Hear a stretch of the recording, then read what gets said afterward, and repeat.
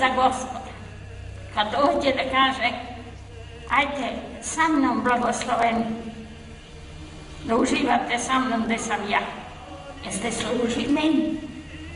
Nemojte da budete da brzo psuje i nikako.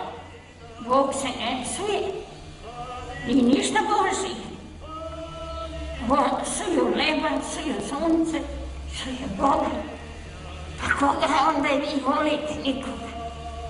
Onaj darodavac. Kad bi ja sad tražila od vas hleba i sad iziđem tam i stalno da te psujem. Šta bi mi rekla? Moram marš, babo, odatle, ne dam ti ni trunku. Ako voli tvorca, jedan dvonogac, Boga krsti. Šta nam Bog učinio zlo?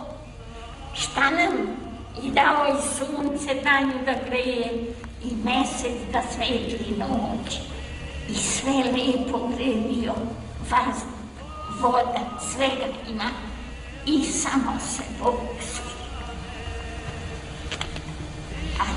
A šta ćemo kad kaže gde su vaše molitve da ste mi se molili?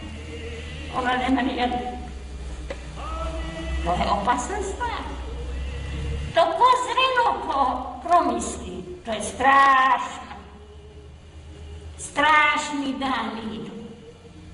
Ali ako narod to misli i približi se Gospodu, onda će biti spašen.